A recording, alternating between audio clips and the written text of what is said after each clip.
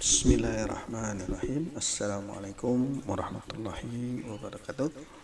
Sebagai pertemuan terakhir, mungkin modul terakhir yang ingin saya sampaikan di sini adalah masih membahas masalah fungsi, tetapi fungsi ini kita sebut sebagai fungsi void. Kalau yang sebelumnya kita bahas mengenai fungsi non void. Nah, fungsi non void itu disebut fungsi, tapi fungsi void disebut prosedur, ya. Fungsi void sering disebut prosedur. Nah, void itu berarti void yang tidak memiliki tipe data atau tidak mengembalikan suatu nilai keluaran dan hasilnya proses fungsi tersebut, gitu ya. Dari fungsi tersebut, ya, keluarannya tidak dapat dari hasil proses fungsi tersebut. Nah, fungsi tidak memiliki nilai kembalian itu disebut juga sebagai prosedur, di mana digunakan untuk membagi atau memotong-motong program-program besar menjadi program-program kecil atau fungsi-fungsi kecil. Di dalam fungsi ada subfungsi, di dalam subfungsi ada sub-subfungsi, gitu ya. Bagian-bagian kecil itu bisa kita panggil subfungsi tersebut. Nah, ciri-ciri dari suatu prosedur atau fungsi void itu adalah tidak adanya key return atau tidak memiliki nilai kembalian daripada fungsi, kemudian tidak memiliki tipe data, ya. Kemudian menggunakan kuncinya adalah void, ya. Prosedur itu hubungannya pasti dengan program void, ya, tidak bisa langsung dapat ditampilkan hasilnya. Jadi harus dipanggil dulu ke main function baru bisa dilihat hasilnya seperti apa. Ya, digunakan sebagai fungsi tidak mengandung suatu parameter apapun. Nah, di sini pada dasarnya adalah fungsi dapat mengambil fungsi lain atau bahkan dapat memanggil fungsi dirinya sendiri. Kalau di dalam pemrograman dikenal dengan istilah rekursif, ya, yang bisa memanggil dirinya sendiri disebut rekursif. Ya, oke. Contoh di dalam satu bagan seperti ini ada fungsi utama. Dalam fungsi utama ada memanggil fungsi 1 dan fungsi 2. Fungsi 1 bisa memanggil fungsi 3 kalau kita buatkan fungsi 3-nya. Kemudian fungsi 2 bisa memanggil fungsi 2 dan fungsi 2 di dalam fungsi 2 bisa memanggil fungsi 2. Inilah disebut sebagai fungsi rekursif, ya. Nah, contoh di perbedaan dari void dan non void. Nah, void ini adalah prosedur, yaitu fungsi yang tidak memiliki tipe data, sementara non void adalah fungsi yang memiliki tipe data. Ya, contohnya void di sini diawali dengan void, kemudian tampilan jumlah di mana ada variabel A dan B dengan tipe data integer. Di sini adalah integer jumlah, di mana jumlah adalah A ditambah B, kemudian langsung dicetak dan ini tampilkan jumlah itu bisa dipanggil di main program, ditampilkan hasilnya. Kemudian kalau di non void itu fungsi-fungsi itu adalah sama seperti ini misalnya, ya. Cuma di sini dilihat bedanya adalah di sini void, di sini integer, ya. Ini sama integer tapi dia return-nya adalah ini, mengembalikan nilainya, mengembalikan nilai jumlah ini, ada return. Itu perbedaannya.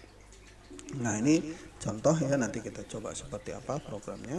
Ini bisa kita langsung kita coba, ya, seperti apa programnya. Kita lihat di sini hasilnya. Ya, Anda lihat di sini ada void di mana luasnya itu adalah integer n, ls itu luas, integer p, integer l. Nah, kita menggunakan ini di sini kita menggunakan variabel tipe datanya adalah integer. Nah, di sini ada panjang pj lb, di mana lb kita bisa masukkan luas itu adalah ini. Ini contoh dari prosedur yang menggunakan ya, get ch. Kita coba di sini ada con io, ya. Ada ini,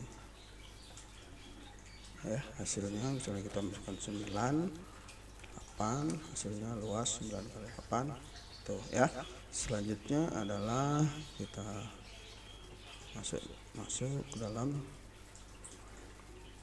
contoh prosedur yang lain. Ini dimana ini yang saya bilang bahwa di dalam fungsi kita buat fungsi lain. Nah, ini contohnya ada kita menggunakan void mengisi input, kemudian kita punya void menghitung, kita juga punya void menampilkan hasil. Nah, setelah kita tentukan mengisi input, terus menghitung itu adalah luar rumusnya kita masukkan, kemudian menampilkan itu dan bagian mencetak.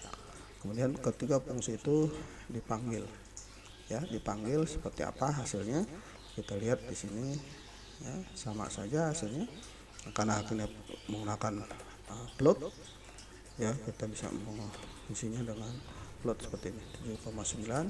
Nah, sama hasilnya ya. Jadi bisa dengan menggunakan langsung seperti prosedur di atas atau prosedur seperti itu. Nah, yang terakhir mungkin saya hanya memberikan contoh di sebuah program array, ya. Program array, ya. Program array.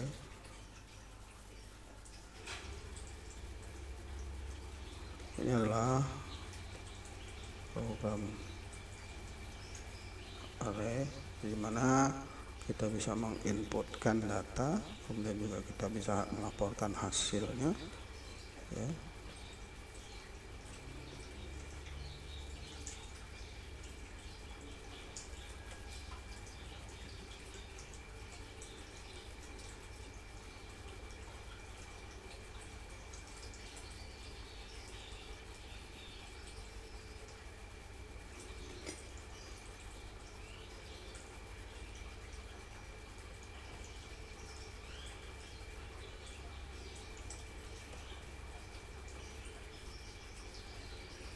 Nah, kita lihat di sini ada programnya seperti ini, ya. Kita harus ada void masuk, ya. Kemudian ada void laporan, kemudian ada menu utamanya, ya. Menu utamanya kita masukkan sebagai enter menu. Di sini ada integer menu, ya, enter menu. Baik, kita lihat di sini ini sudah coba digabung, ya. Itu juga ada penggabungan antara fungsi dengan prosedur.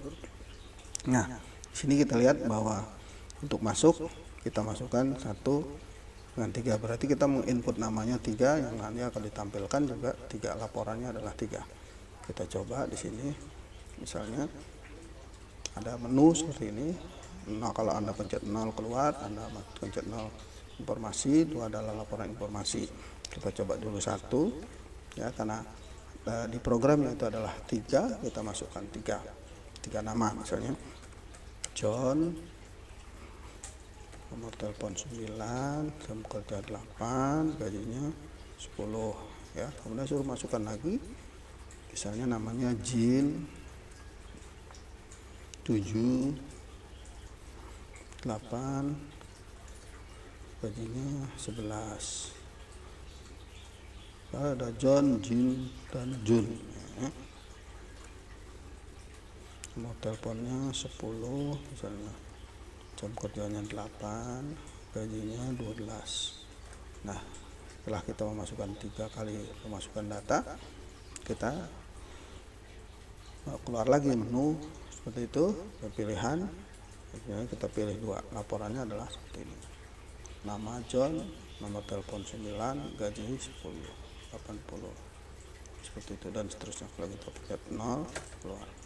Nah, ini contoh saja, nanti Anda perhatikan lagi yang dimana di sini ada yang ini, ya, fungsi di dalam prosedur. Ini Anda coba nanti seperti apa hasilnya. Ini ada fungsi, ada fungsi, ini ada fungsi atau fungsi non void. Ini adalah fungsi void. Ini non void, ini void. Seperti apa hasilnya? Ini hasilnya seperti ini. Kemudian juga ini juga coba menghasilkan bagaimana array itu sendiri. Demikian, dicoba di rumah. Billahi taufiq wal hidayah. Wassalamualaikum warahmatullahi wabarakatuh.